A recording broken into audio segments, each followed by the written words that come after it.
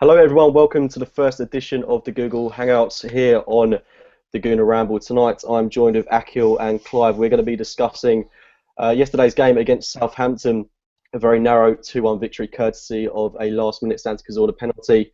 Akhil, you were at the game yesterday. It wasn't the best performances. In fact, a lot of people would say it was a rather unconvincing performance from Arsenal, but we've come away with 3 points. Is there anything more important than that? Nah, nothing's more important than that. And I think Not at this stage of the season, I don't think. No, I'd wholeheartedly agree. Clive, you weren't at the game, but you had the pleasure of watching it on the TV. What did you make of Arsenal's performance yesterday? I thought the worrying thing for me, right, when as soon as you start watching it, you can almost tell with Arsenal where we are just based on our tempo. And it was really, we were slow. We were slow. Our passing was slow. And when we're slow, Arsenal, we end up in those nervous home games that we've all seen 1,000 times. Right? So it's quite interesting with Mustafi in there. It felt as though that we were almost getting him into the game. So we were using him, passing to him a lot. You look at our pass combinations, Koscielny to Mustafi and vice versa, was one of our highest ones. That means we had the ball in the wrong areas of the pitch for far too long. And it gets us nice and passive. And with Southampton playing a diamond, we were just playing in front of them.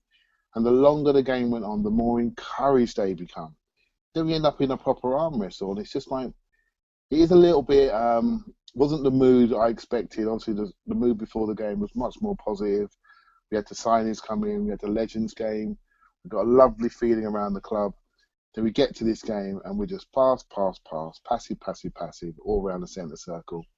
And next minute we go a goal down and it just feels like we've been here before. So I'm a bit disappointed. I'm sure we'll talk about why that happened. I know a little bit more why that happened. I've had a good look at the game. But I felt that's just put a bit of flatness around some people, right? So not me. I tend to look at the season a little bit more over a longer period. So I'm just very happy with the points. But it is something we have got to fix, our passiveness and lack of a game plan to beat teams at home. Away from home, I'm much more confident. At home, I'm much more nervous. And we do need to find a way of playing to really get the goals that we need because we're looking quite flat from a goal scoring perspective. I'd certainly agree with you there, Clive. Akhil, it was a very disjointed starting 11 that we saw yesterday. We saw the debuts of Mustafi and Perez, but looking beyond that, we saw Xhaka excluded from the team, and in his place, we saw Francis Coquelin reintroduced to the starting 11. And there were also rumours ahead of our victory against Watford that Coquelin was meant to be starting that game, but he got dropped out of the starting 11 due to a slight thigh injury. Do you think maybe the reason we weren't quite as fluid, especially in the midfield yesterday, was because we didn't have the distribution and the ability that Xhaka brings to the team, and we had Coquelin in there instead? You've still got Santi Cazorla, who obviously is, one of our certainly our probably most technically gifted players. Can use both feet.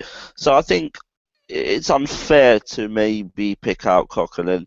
He's a different sort of player to Xhaka. I mean that's for sure. But can we blame being not fluid on that? Well, I'm not sure we can because Santi and Francis Coquelin had a great partnership sort of start last season before.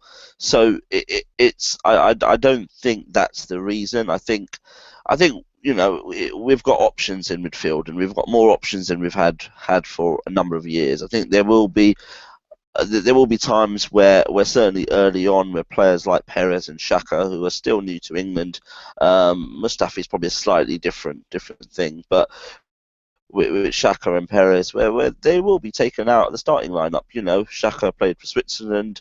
He obviously got sent off. I don't know if there was something in that. Maybe I don't know, but I think I thought Coquelin was okay. I think he's a bit of his game where that sort of that policeman, as Thierry Henry called him, about the sort of intercepting the ball, being a bit of a tackler. I think he does that very well in possession. Of course, he's not as good, but at times he was driving forward. I think I thought perhaps the two wingers were quieter, Chamberlain and Walcott. I thought maybe even Ozil was slightly more quiet. So I think there's other reasons for maybe the being less fluid. But first few games of the season, you just want to get points on the board. Petr Cech came out after the game and said that that's not the best we've played, and we do have to get better. But it's important to win when you're not playing well, and certainly at the start of the season. So I think performances will come. Yeah, without doubt. And you've got to remember as well, we came up against a very strong Southampton side. They brought in a lot of new players over the transfer window, and they are looking like a proper team, one that are going to cause a lot of teams problems this season. And given that we weren't playing our best football, I think that's fantastic 3 points to pick up at home. You mentioned as well that Ozil maybe didn't have his best of games, and I don't think it helps our creativity when our main playmaker isn't playing to the best of his ability. And I would certainly reiterate that he maybe wasn't the shining star of our team yesterday. And a lot of people were criticising the performance of Lucas Perez up top, but he wasn't particularly helped by our wingmen in Walcott and Oxlade-Chamberlain. Clive, we've been persisting with those two on the wings now for, I'd say, rather consistently this season. They seem to be the two predominant players that Wenger wants to see the best out of heading into the majority of this campaign. I mean, do you think that Walcott and Oxlade-Chamberlain have got what it takes to cut it at Arsenal for the bulk of this season? You've got Clive started now. Theo Walcott, oh man. We might as well go and have a cup of tea, mate, and we'll come back in 20 minutes, Clive. Well, the way I look at the midfield, right, it's like a collective. And you know what, the Santi Cazorla thing, it was wrong the way we were set up at the start. So if we start there, right, and then we go out to the wide, in centre mid, what normally happens is Santi Cazorla is actually the deeper one. And yesterday for the first half, he was a little bit high. And we had no chance to sort of build play. And that's why we had too much centre-half play. In the second half, what happened, they split sides. So Cazorla went to the left, Coquelin went to the right, which means we can get triangles, means we can progress down the field. And once we progress down the field, we can then connect to Ozil. So we lost connection to Ozil. If you lose connection to Ozil, you lose connection to Walcott, you lose connection to Oxlade-Chamberlain. So Arsenal, we're not like Man United. We're not like big mannequins and we're kicking it to the back stick and back post crosses and diagonals. We flow through the team through certain sections, and they have to all be in the right place for it to really work. And as soon as you have one cog out, we just lost our flow. And that disconnected our team completely. We didn't get to see Perez receive the ball in the right body shape. Now Walcott now is on the right-hand side, is in the position that suits him probably the best. He's had some great consistent games. And he probably dipped down a little bit, and he didn't quite get into the game as much as we wanted to see. He didn't quite have the touches. And Oxlade-Chamberlain now, I think we're playing him on the side of the pitch that just does not suit him. And he's given it his best shot on the left-hand side. And all pre-seasons on the right, he was outstanding. He's on the left, and you might think, well, he's a good player. He's got a left foot. He can do a bit. He's a top player. But it's about body shapes and muscle memory. When you receive the ball under pressure, in a position that you played for the last 10 years, you just know what to do instinctively. He's receiving on the left, he's thinking about it, he's trying too hard, he's getting dispossessed on simple actions, he tries to do a spectacle and it goes wrong. And the mumbling in the crowd, you can hear it, right? People saying, well, you're the one today, mate. You're the one I'm not sure about. And Walcott now, everyone judges Walcott based on his 10 years and his salary. And when he's great, and he has been good this season, I've got to be honest, he's put a lot more effort in. You think that's good, but then he dips down, and then all the old messages come back again. Well, is he worth it? Is he consistent enough? Does he have enough touches? Does he have enough game impact?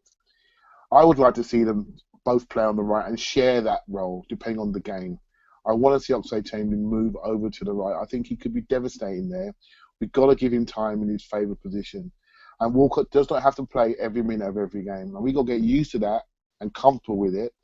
I mean, I think we all want these signings. We all want these squad members.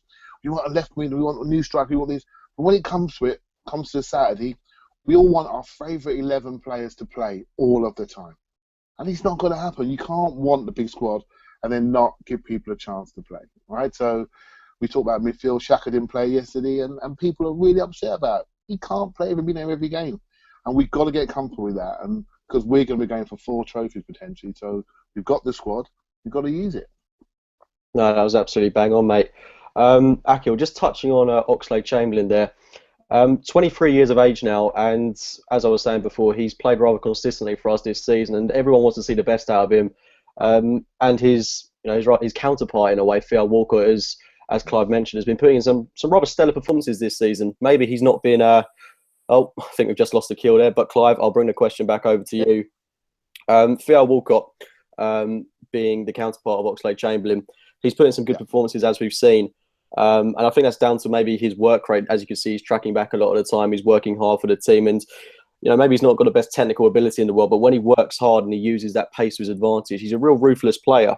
If we could see Oxlade-Chamberlain apply himself in the same way, and I'm not saying he doesn't put the effort in, but if he was able to work to his strengths, which I don't think he does at the moment, I don't think he quite knows what his best position is, because we've seen him play as central midfield, we've seen him play behind the striker, on the right, on the left.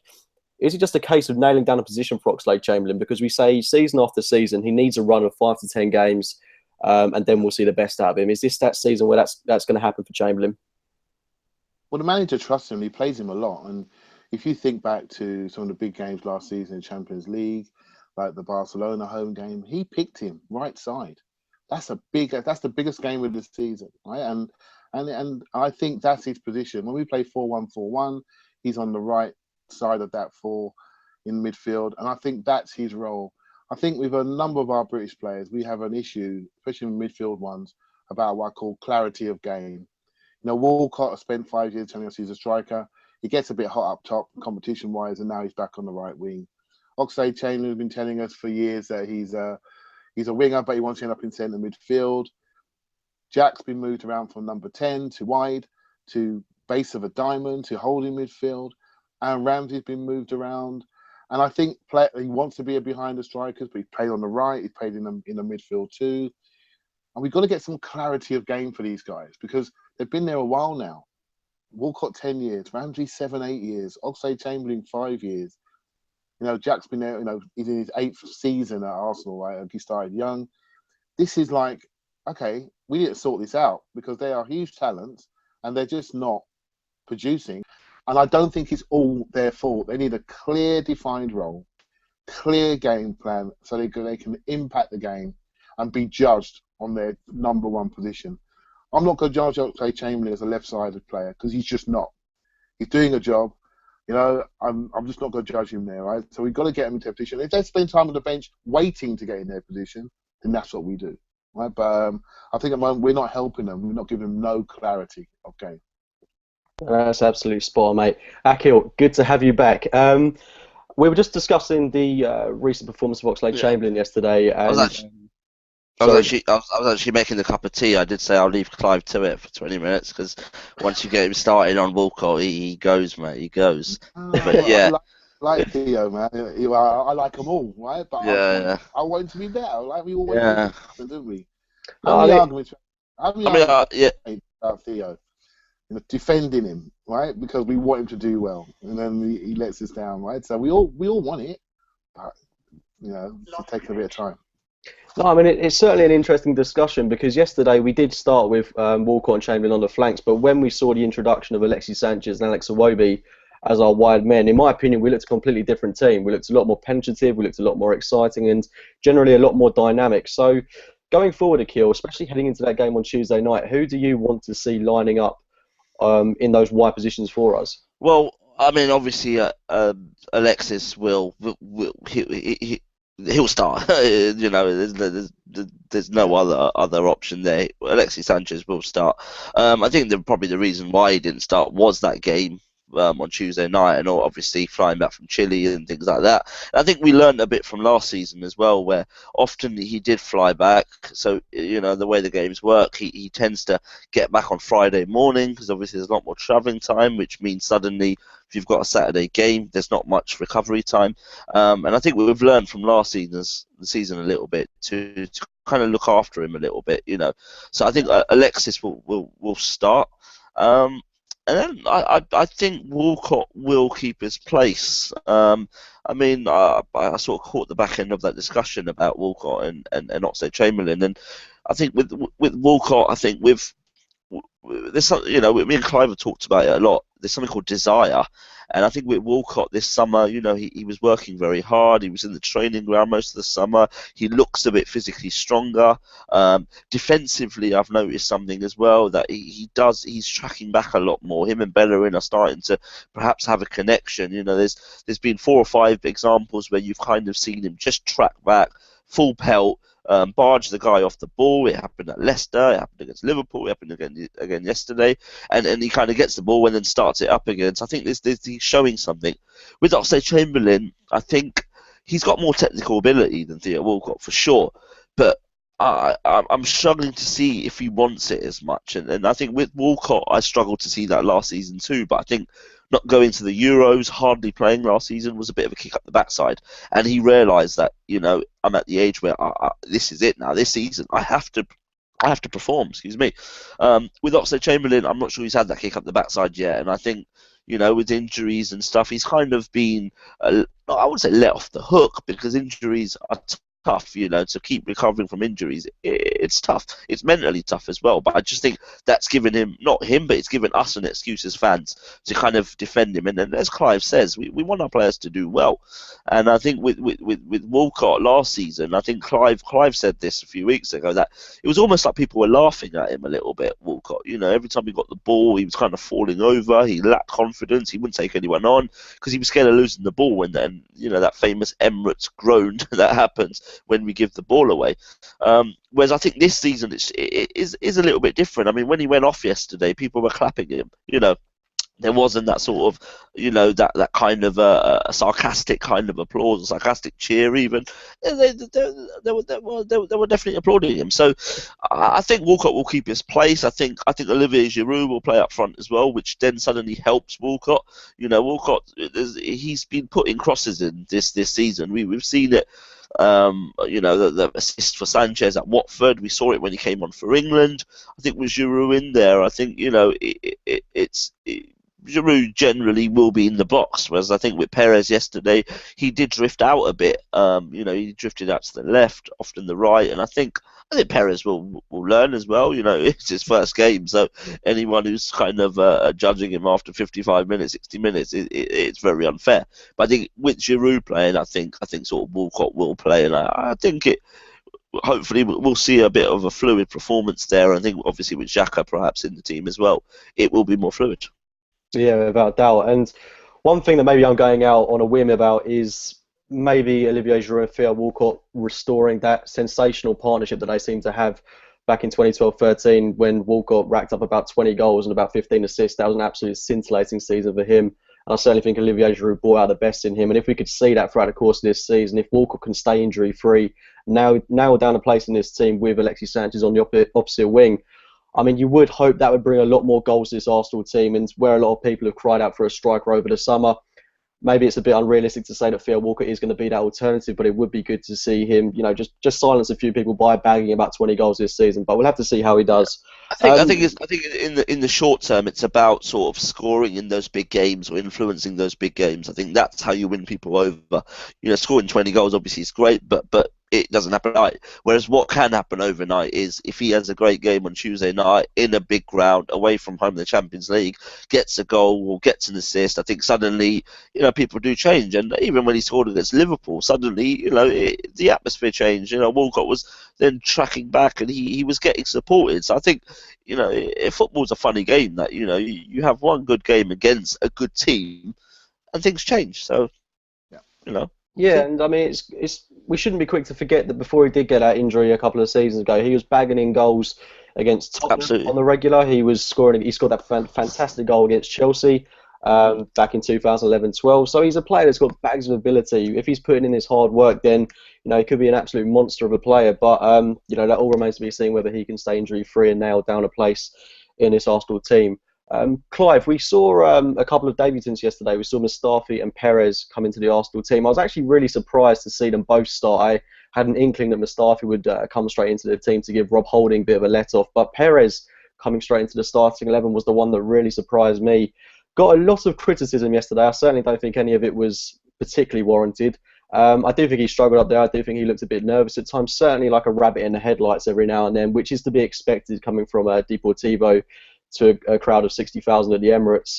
But what did you make of his first Arsenal performance? I think it was almost impossible for him to meet expectations, right? Because Arsenal fans have been waiting for a new striker for about 5 years, and then we've all YouTubed him, and we've all seen him sprinting down the middle of the pitch and smacking it in top corner.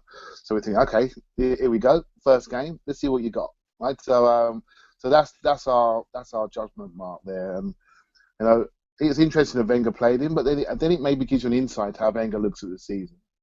He's seen these two players. He wants them in his squad.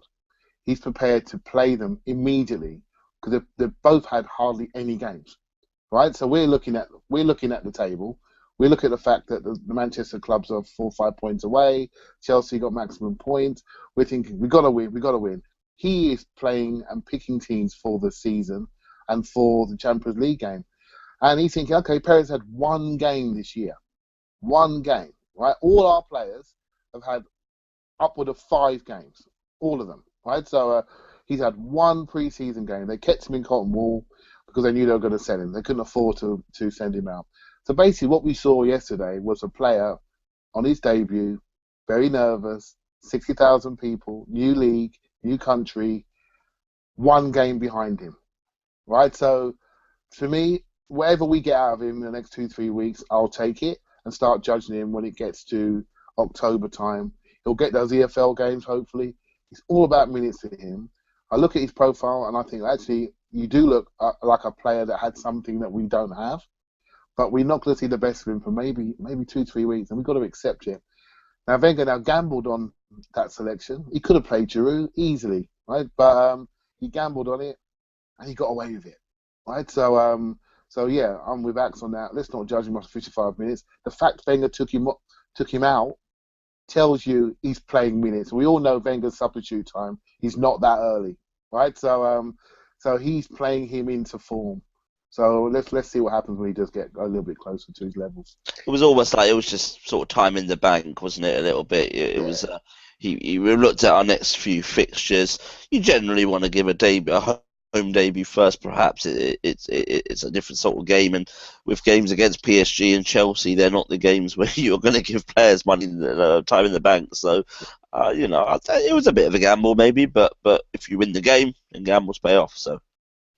Yeah, without doubt. The one thing that I picked up on yesterday, and it was certainly noted on Match of the Day too, Match of the Day last night by Ian Wright, and he noted that Perez often drifted out to the right and the left-hand flank quite a lot of the time, and he was whipping in some absolutely delightful balls, but he wasn't in the position that you would expect your striker to be in, and I kind of got the impression that he wasn't an out-and-out number 9 sort of striker. And I think if we are going to play him as a centre forward, we've got to do it with Olivier Giroud alongside him. And as you know, we don't really play a 4-4-2, and we haven't done for the past 10 years or so.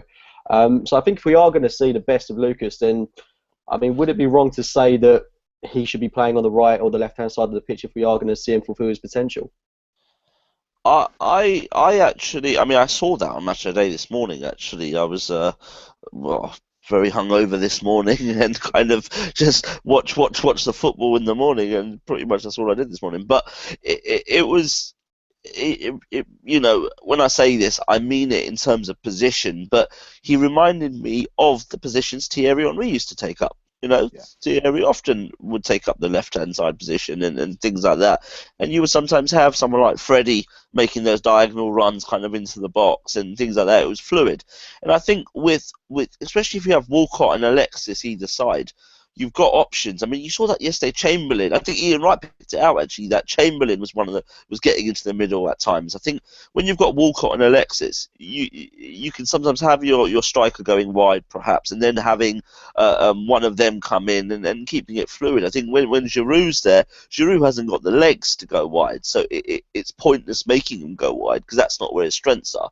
But I think with Perez, it could be slightly different, and I think it could work. Does he have to play alongside Giroud? I don't think he definitely does. I think there might be certain games where you might want him to play sort of wide with Giroud in the middle, but I think there'll be games where no, he'll be fine up front. It's just getting that sort of system in place, getting the two wide men to know what they're doing in terms of, you know, positionally, and it does happen. Walcott plays out wide on the right, but he is, you know, certainly last season is in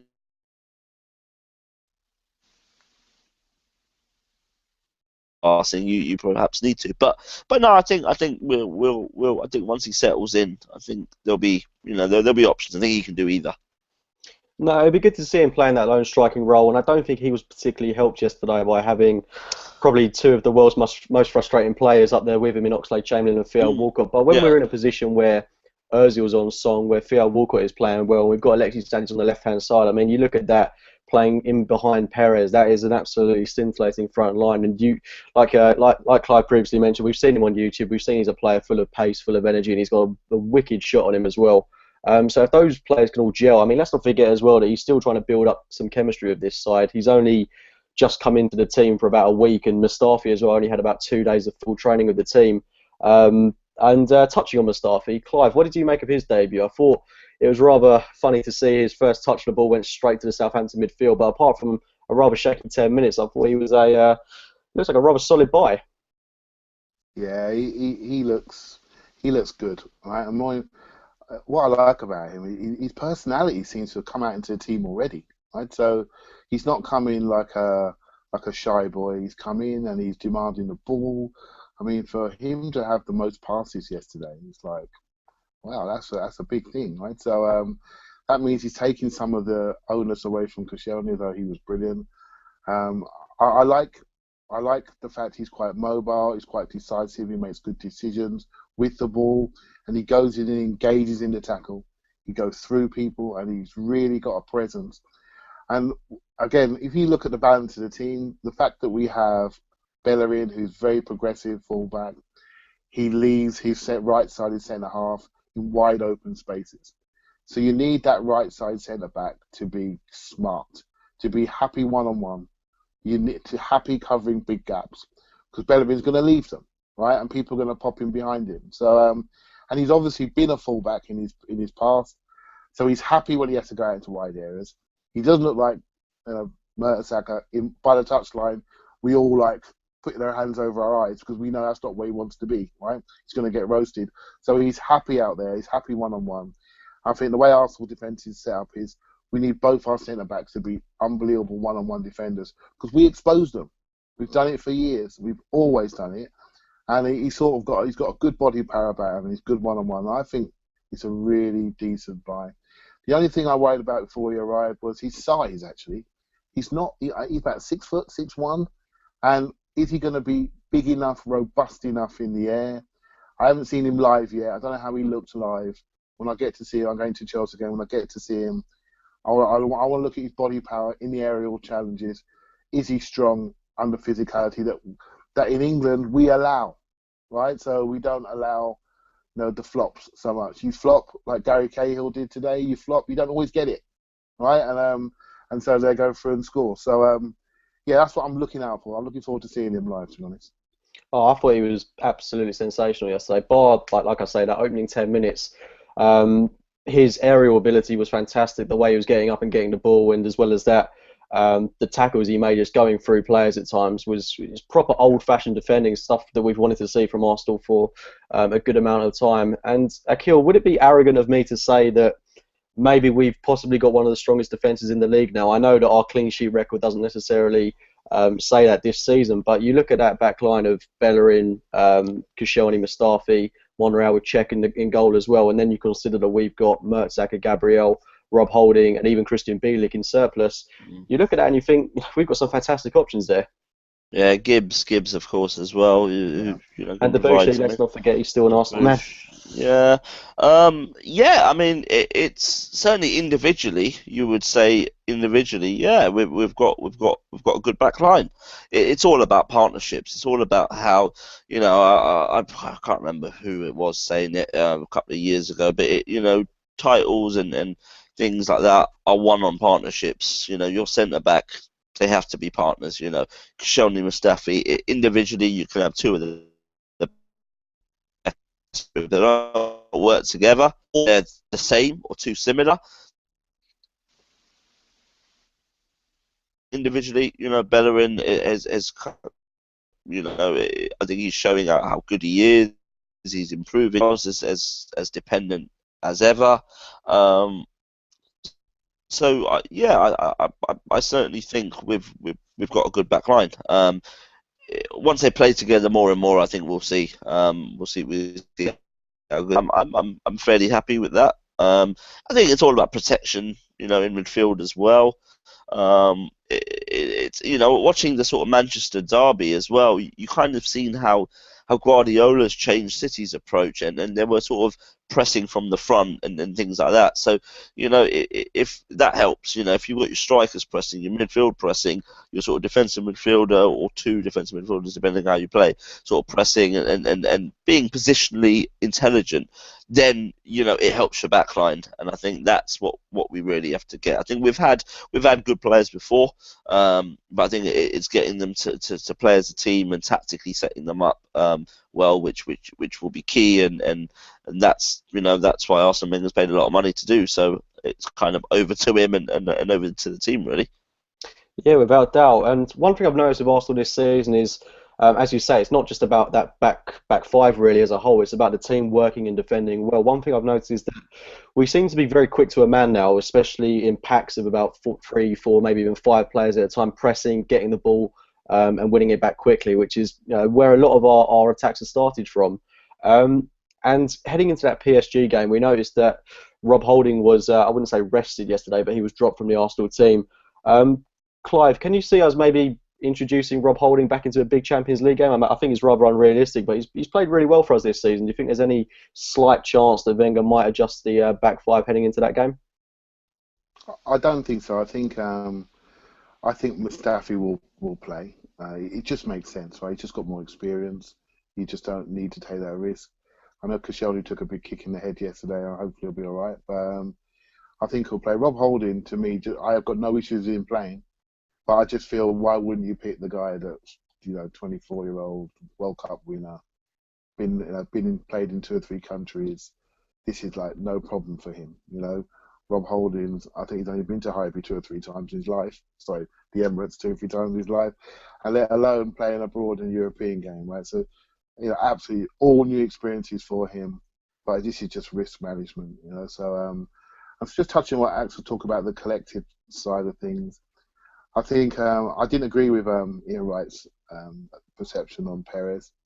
I thought if you're a striker, the space is often down the sides, right? So you've got to make those runs, make those movements. And we were talking about Man City yesterday. I mean, they played most of the second half without a centre forward, and it's all about that collective movement, that rotation, moving the ball, staying connected, playing off each other, creating triangles, and moving out of the pitch as a unit.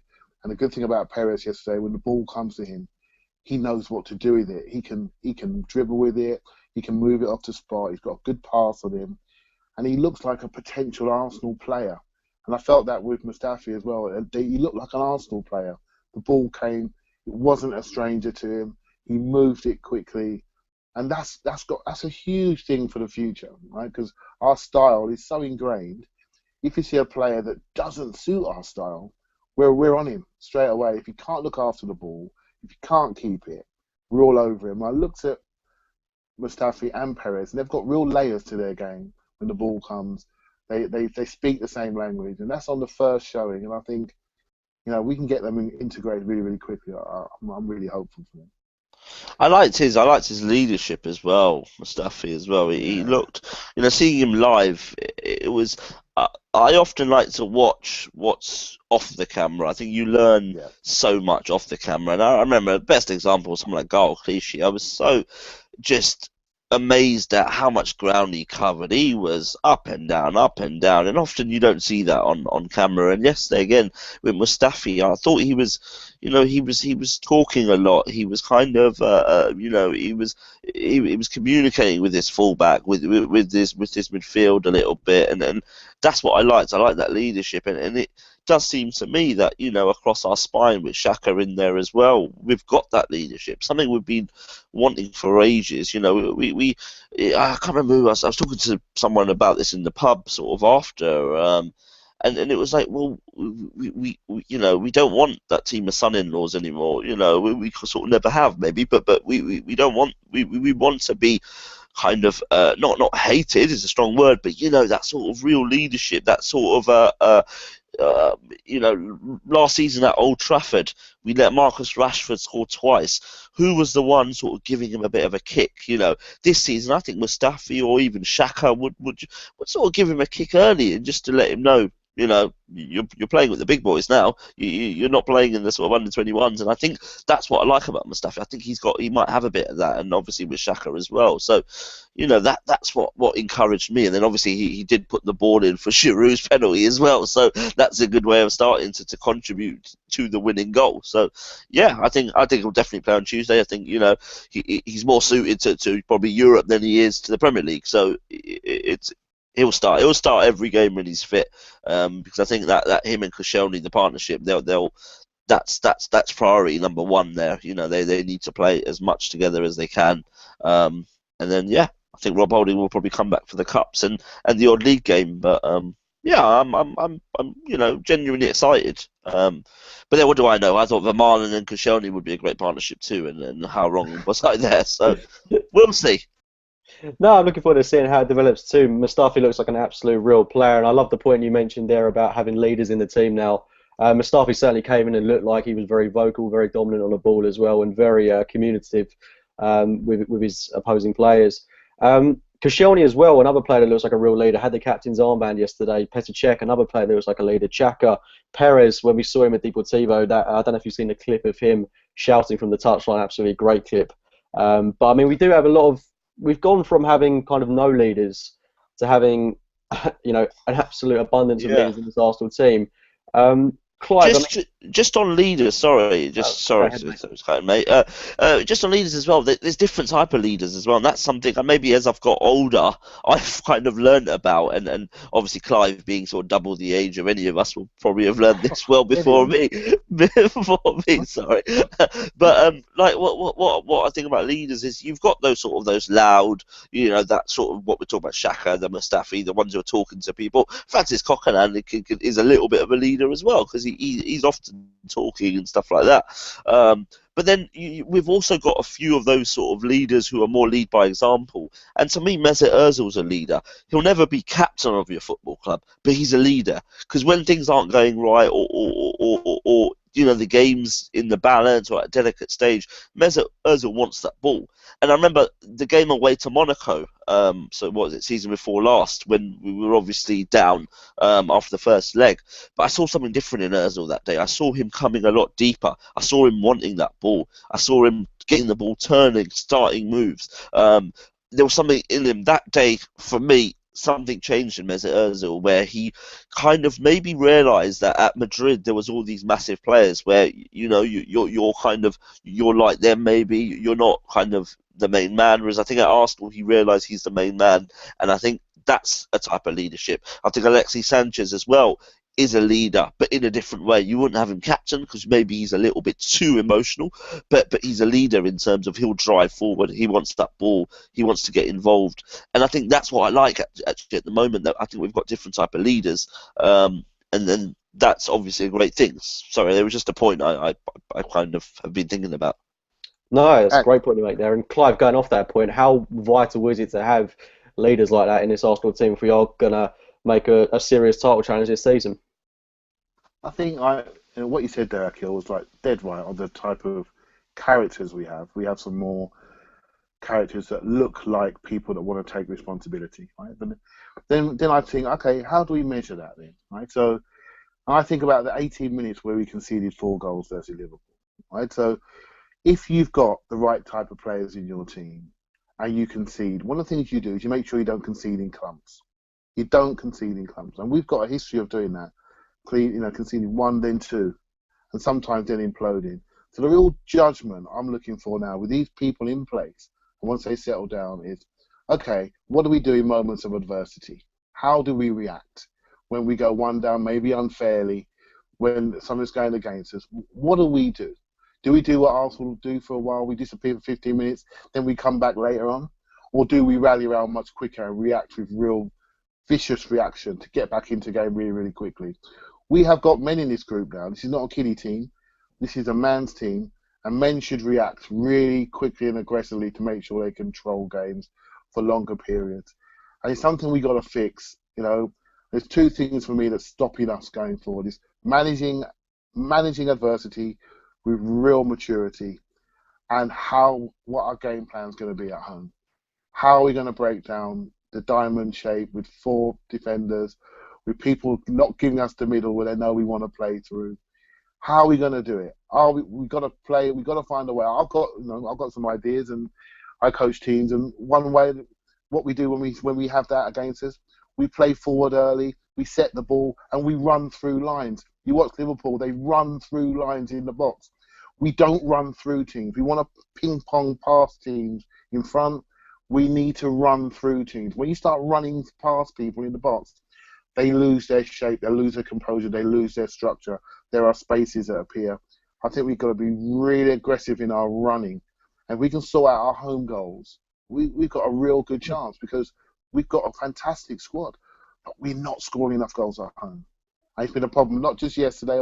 This is what we saw yesterday. We have seen 50 times in the last 3 years. Must be.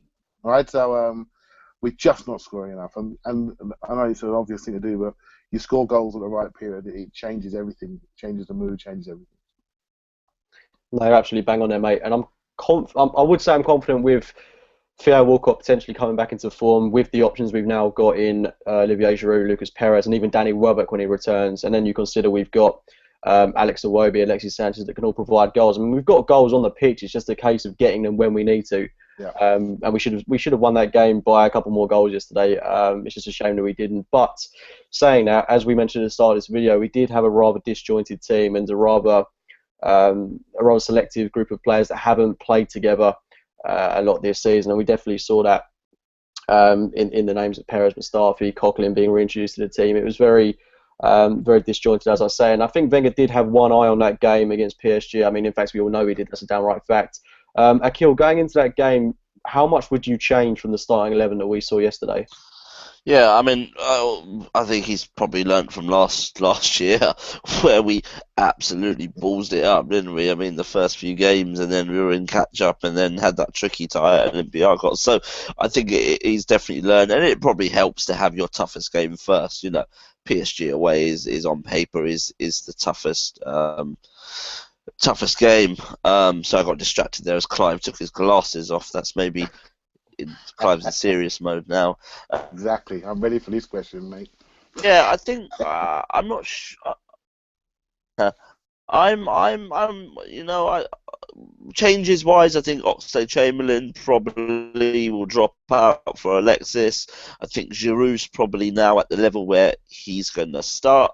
So I think we'll see probably a team more. We'll get a hint to our strongest 11, I would say. Obviously, maybe a few players are slightly shorter than others, but I think we will see what our strongest or our favourable 11 is on Tuesday night. Of course, you've got to fit Aaron Ramsey in somewhere when he's back as well, and he adds goals too. But for now, I think Walcott will start. I think Giroud and Alexis will certainly start. But there could be a surprise. Alex Iwobi could start ahead of Walcott potentially. But with Alexis and Giroud, you think they would start. Yeah, I mean, one thing. Xhaka, sorry. Yeah, with Iwobi, I mean, we've seen that Wenger isn't afraid to play him in the big game, so it could certainly be a case of him starting on Tuesday night, which would be something I'm very up for. Clive, we've seen Santi Cazorla play quite a lot this season, which is something I don't think was particularly expected amongst Arsenal fans. I think a lot of people were expecting Jack Wilshere or Aaron Ramsey to fill that void, but with Wilshere's loan to Bournemouth, with Aaron Ramsey being typically injured, Cazorla's had a real chance to re-establish himself in the starting 11, something that he struggled to do last campaign because of injuries. He'll be 32 in December, so not too far off. Do you think that he's capable of playing 2 games in the space of just a couple of days? Yeah, I hope so. I mean, it's quite interesting, Cazorla. He's sort of, like many Arsenal fans and certain players, he does polarise certain people, right? So you got people that absolutely think our season fell apart last year at Norwich when he got injured, and basically when he came out of the team, we lost a lot of structure, a lot of control. We've got other people that say, well, actually, he's getting old, he hasn't got the legs, he can't run about. Personally, I mean, yesterday I thought he was man of the match. I just thought he carried us hugely, and when Ozil's not on form, like he was yesterday, a little bit flat, he's the player that we give the ball to, right? He owns the team technically. And I just think, I am looking forward to seeing the three of Ozil, Xhaka and Cazorla. Now, maybe athletically going backwards, you might think, well, actually, that's going to be hard work.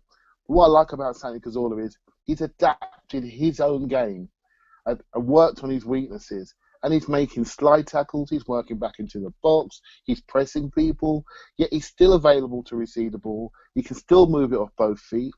He's still pushing us towards the edge of the area. He's got calmness under pressure. And that penalty, I mean, let's be honest, right? Who do you prefer walking up to it? Cazorla or Theo Walcott, right? So I'm so glad it was him because I trusted him to have the technique to deliver and finish, right? And I always say, judge people in the hardest, highest games. And I've got confidence in Paris that if he's on the pitch with Xhaka, we are going to control that middle. It's just no debate, right? So, yeah, I'm a huge fan of him. Why I'm a huge fan is that he plays for the team. He doesn't play for himself. He'll do what's required to get the team going. And they're the type of players that I love. I love those selfless players that want to facilitate for others and help others look good. Be available so your teammate doesn't get pressed on the ball and lose the ball. I just hope he can do the games.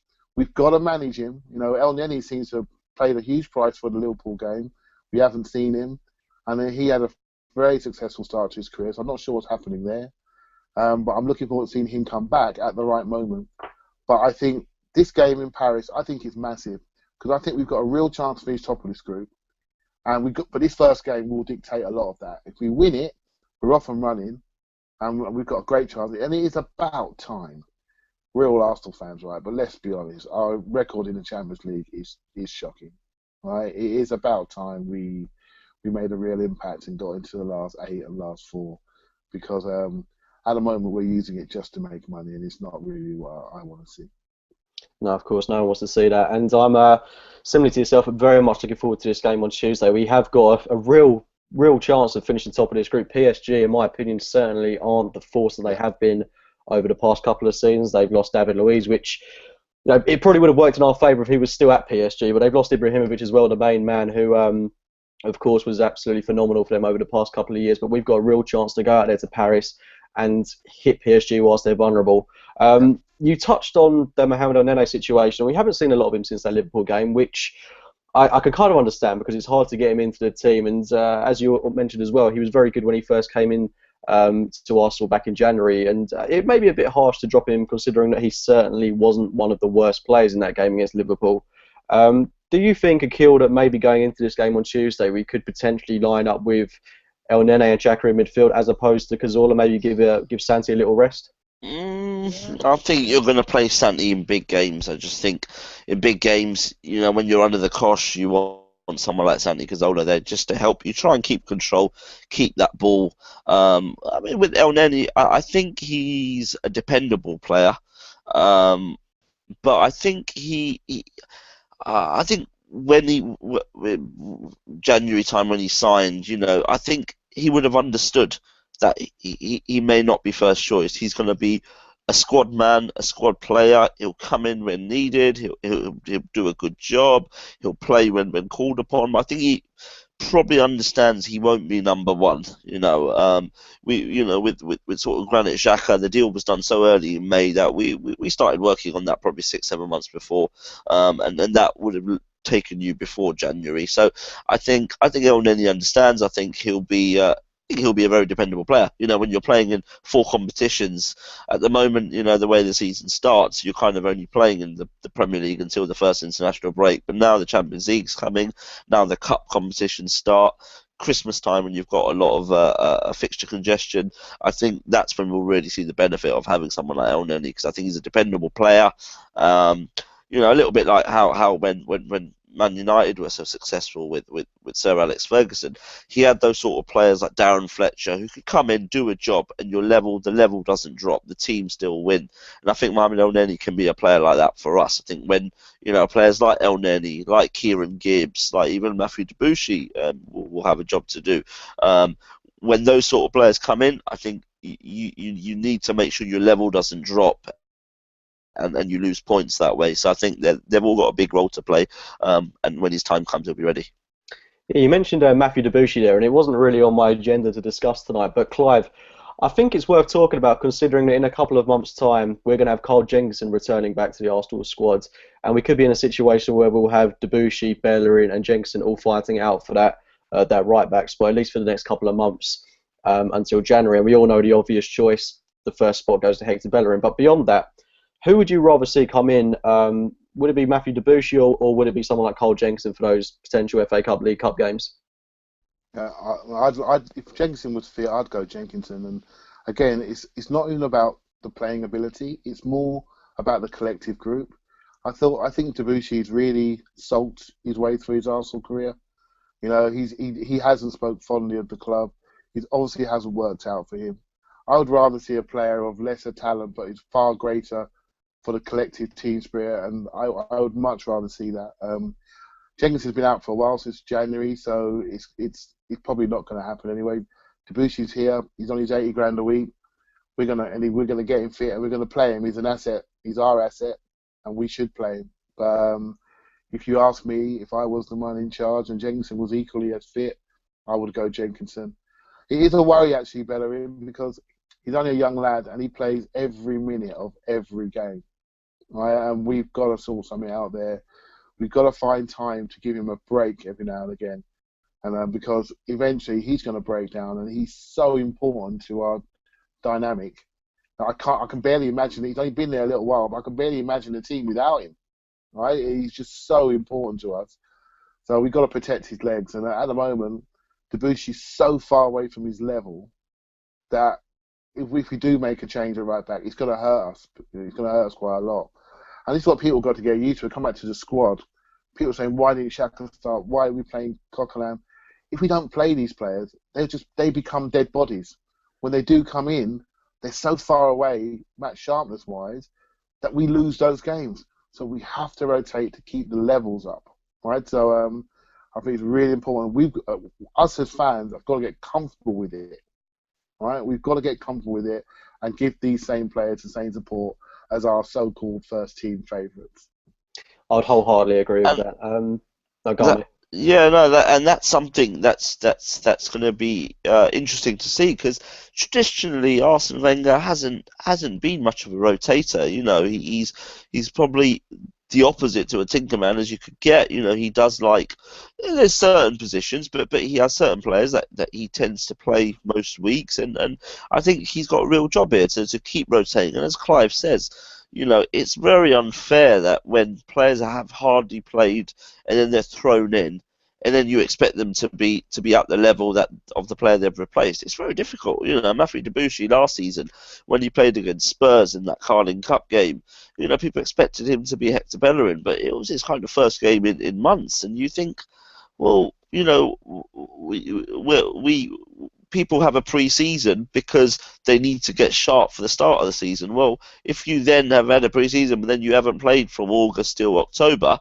suddenly your sharpness is gone. So it's kind of, you know, it's the same principle really. So I think Clive's spot on that. I think we you know, there will be times where Matthew Debuchy does have to play, or Carl Jenkinson has to play in order to keep that. And I think with someone like Bellerin, it's only going to get worse. You know, sooner or later he'll be a regular for Spain. I've got absolutely no doubt about it.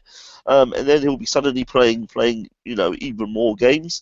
So you do need to do that. I think Kieran Gibbs as well on the other side. I think with Monreal getting a little bit older now, I think Kieran Gibbs will come in a lot more than we maybe saw last season. Santi Cazorla needs to be given a rest. You know, that's how obviously the El stuff as well. But yeah, it's very tough to just come in and do well when you haven't played. No, I was just reading the other day that actually Bellerin this season could potentially be hitting 100 appearances for Arsenal at the age of 21, which is, it's scintillating for him, but it's absolutely incredible to think. I mean, what on earth am I doing with my life? Going into that game on Tuesday night, and with this rotation in mind, Clive, what would be your starting 11 going into the game? Well, Bellerin's playing, right? So yeah, I would the back five yesterday. I would, you know, Xhaka, I would bring him back in. It's a good shout on Elneny, actually. I don't think he'll play him, but it wouldn't bother me if he played. Right? It wouldn't bother me. You know, it'd be a good partnership, physical partnership. He controls, he facilitates. It wouldn't bother me, right? And I'm a Santi Cazorla fan, but if El Neni suits this game, he's got loads of energy. He gets up and down, great physical presence with Shaka. Wouldn't bother me at all, right? So, but I would probably go with Santi just because I've seen him more and I trust him a bit more, and I just think we'll control the ball from that perspective. Um, I get on the right side. It doesn't bother me, Walcott or Oxlade-Chamberlain, but I would like to see Ox be judged as a right-sided player, not a left-sided player. But I think maybe for an away game where there could be a bit more space to break, I would probably go with Walcott and Giroud, and I go with Alexis, right? And then that's it. Yeah, sounds like an absolutely cracking team. And Akhil, the same question to you. What starting 11 do you want to see line up in Paris on Tuesday night? Yeah, I agree with Clive and what I said earlier. Giroud up front, I think he's sharp again. Alexis comes back on the left. I'd probably stick with Walcott just because I think Walcott and Giroud do have a connection, and we haven't seen that because Walcott didn't play out on the wing much last season.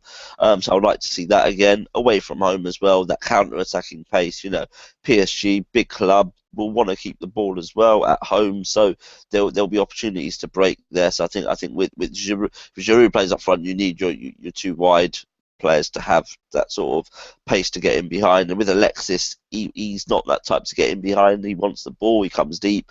Whereas if Walcott can go, then obviously that could cause PSG problems. And then Shaka comes in. I think Santi plays, and then well, the defense kind of, it speaks for itself. The back five kind of, and obviously Mesut Ozil plays number 10. I'd be definitely inclined to agree with that. With both those lineups, exactly the same one. It's great to see all the options we've got off the bench as well. Even yesterday, we couldn't fit the likes of Kieran Gibbs into the squad itself. I think he had a slight injury, Gibbo. Oh, did he? There was Okay. a very small one. I think Arsene Wenger talked post game that Gibbs is likely to be back in the squad for Tuesday, but obviously Ramsey's short. So but then even if he was fit, that meant one of the others would have had to drop out. So Yeah. I mean the principle's still the same. Yeah, when you look at all those players that we've got now, and you can kind of understand why we've sent Jack Wilshere on loan. The players we've got in midfield, all these players we've got in different positions, all these options, and players to come back as well in the names of Mertesacker and Danny Welbeck. It's really exciting because we don't maybe necessarily have the world-class striker that everyone's been crying out for, but we've got options that can disrupt teams. We've got Danny Welbeck who can go away and play at someone like Everton. We've got Olivier Giroud who can play away at United. We've got Lucas Perez. We've got Alexis Sanchez that can even play up front now. I mean, it's a really exciting team that we've got. And on that note, I'm just going to wrap it up now. Before we Just very quickly before you wrap it, just the excitement bit as well. I mean, sort of seeing last night and waking up to the story on the Mirror. I mean, obviously, there weren't quotes, so it's you have to kind of but waking up to that Ozil and Sanchez, there's noise there that they're going to re-sign. That again is exciting. When people like that. Those two sign, you'll suddenly see, probably followed by Wilshere, by Koscielny, because if your best players are signing, then the others kind of follow. Someone like Hector Bellerin, who perhaps Guardiola will be looking for a right back, sooner or later, and a left back actually. But if you see Alexis and Mesut Ozil signing, it sends such a great signal to the other players, to the fans. We've been so used to selling our best players. It'll just that buzz that Clive talked about with the new signings and the Legends game last season, I think getting kind of these two to sign up will equally give such a big buzz, and I think that's exciting as well. No, there is such a hype around the club this season, especially in the past couple of weeks with the players we've brought in, with the talk of Alexis Sanchez and Mesut Ozil signing new contracts. I just hope that that's reciprocated with a win against PSG on Tuesday night. Just before we do go, Clive, let's get your score prediction for the game on Tuesday. Oh man, I think we'll do it 2-1. We all score 2. We'll concede 1 because that's what we do, and they like to put us through stress. So 2-1 will do it. And Akhil, same question to you. I think we'll get a draw out there. I'm not necessarily sure we're going to win. And I don't think that's particularly a bad result. I think sort of, even if we're sort of 1-1 with 5 minutes to go, I think we would probably take that. So Yeah. I'll go 1-1, yeah. Yeah, I think that'd be a very honest result. But that's not to say that we can't go out there and beat this Paris Saint-Germain team, because we've definitely got the quality to do it. Yeah. My personal prediction, I think we can definitely go out there and win 2-0. I'd love to see us keep a clean sheet. If that back five can gel, the chemistry within the team can be that little bit more improved. We've definitely got the capabilities to go out to Paris and get a convincing win on Tuesday night. It will be difficult, but yeah, I think 3 points is coming our way. But saying that, I would definitely take a draw. Anyway, thanks to everyone for joining us tonight. Fantastic viewing numbers. Please make sure to follow the guys on Twitter. My thanks to Clive and Akhil for coming on tonight. You've been absolutely fantastic guests. Please do be sure to subscribe to the Gooner Ramble. Follow us on Twitter. And like this video if you have enjoyed it. Thank you very much for watching, and we'll be speaking to you very, very soon.